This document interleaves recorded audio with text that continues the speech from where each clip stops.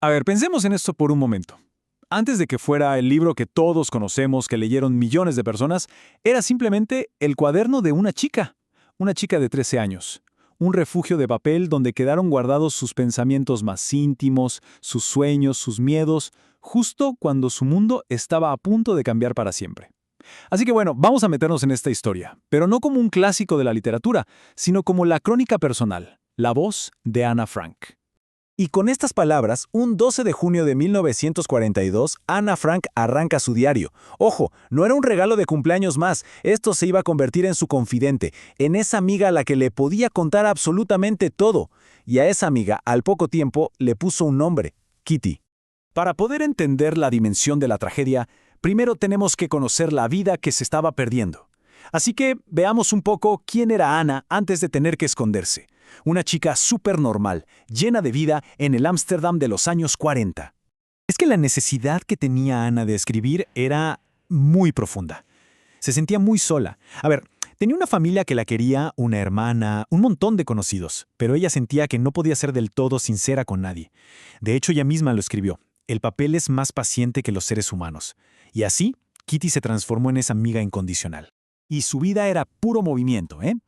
Su diario empieza contando su cumpleaños número 13. Su gatito Morchen, regalos como libros y golosinas, una fiesta donde vieron una peli de Rin Tin Tin con sus amigos, nos habla de sus amigas, de los chicos que la admiraban y la seguían en bicicleta, y hasta de las típicas preocupaciones por las notas del colegio. La vida de un adolescente 100% normal. Pero claro, esa normalidad era una ilusión, una que se estaba volviendo cada vez más frágil. Mientras Ana se preocupaba por sus admiradores o sus estudios, el mundo a su alrededor se iba encogiendo, se iba achicando bajo la ocupación nazi. Ahora vamos a ver cómo ese universo tan cotidiano fue desmantelado, sistemáticamente. Miren, este cuadro lo muestra de una forma brutal. Por un lado, la vida que cualquier chico o chica querría. Amigos, escuelas, salidas. Y por otro, la cruda realidad de las leyes antijudías. De repente, los judíos tenían que usar una estrella amarilla, entregar sus bicicletas, no podían tomar el tranvía, tenían toque de queda a las 8 de la noche. Se les prohibió ir al cine, a teatros, a cualquier lugar de entretenimiento. Como dijo una amiga de Ana, ya no me atrevo a hacer casi nada, porque siempre pienso que puede estar prohibido. Terrible. La familia Frank obviamente sabía que la situación era insostenible y ya tenían un plan para esconderse. Pero un simple pedazo de papel lo aceleró todo de una forma dramática y rompió esa frágil normalidad para siempre. El papá de Ana ya le había hablado de la posibilidad de tener que pasar a la clandestinidad. Era una conversación oscura, una amenaza que parecía lejana.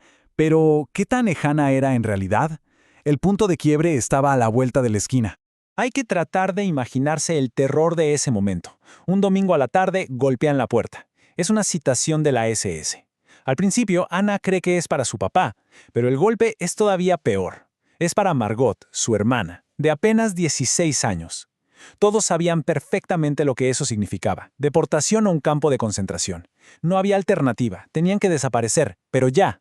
La huida fue desesperada. Ana cuenta que lo primero que guardó fue su diario, cartas, fotos. Para ella los recuerdos pesaban más que la ropa. Se pusieron capas y capas de ropa encima porque salir a la calle con una valija era básicamente una sentencia de muerte. Dejaron todo atrás, su casa, sus amigos, la vida que conocían, y caminaron bajo la lluvia hacia su nuevo y único mundo, el anexo secreto. Pasemos ahora a la siguiente etapa, a ver cómo era esa nueva realidad. Su mundo, de repente, se reducía a unas pocas habitaciones ocultas detrás de una estantería giratoria, en el mismo edificio de la oficina de su padre. Una vida que ahora se regía por el silencio, por el miedo y por una convivencia forzada. Al principio eran 7, los 3 de la familia Frank y la familia Van Damme. Pero unos meses después, en noviembre, llegó un 8º habitante, el señor Dussel, un dentista.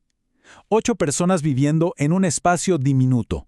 Esto, como se pueden imaginar, aumentó muchísimo la presión y los roces del día a día. La vida ahí adentro estaba controlada por reglas súper estrictas. El motivo, no ser descubiertos por la gente que trabajaba en el almacén de abajo. Durante el día, el silencio tenía que ser casi absoluto. Caminar en puntas de pie, hablar en susurros, no usar el baño, ni siquiera podían abrir una ventana para que entre un poco de aire. Y la regla más terrible de todas, no salir. Nunca. Y claro, vivir así genera una presión psicológica tremenda. El miedo constante a que los descubran se mezclaba con las tensiones de la convivencia. Ana describe en su diario peleas constantes por pavadas, producto del estrés, de la claustrofobia. El anexo no solo era un refugio físico, era también una olla a presión emocional. Pero en medio de todo ese silencio obligado, de ese miedo constante, pasó algo increíble. La voz interior de Ana, su curiosidad, su espíritu, no solo sobrevivieron, sino que se hicieron más y más fuertes a través de la escritura. Y esto, la verdad, es asombroso. Escuchen lo que escribe en marzo de 1944, después de oír en la radio un llamado a recopilar diarios de guerra. De repente, Ana ya no escribía solo para ella. Empezó a soñar con publicar su diario, con ser escritora.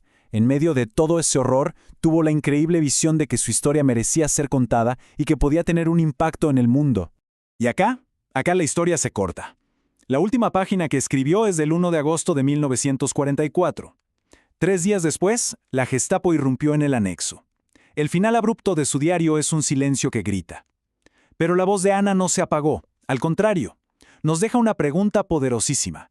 Frente a la oscuridad y la deshumanización, ¿cómo hacemos para mantener viva nuestra propia humanidad? Su diario, de alguna manera, sigue siendo la respuesta.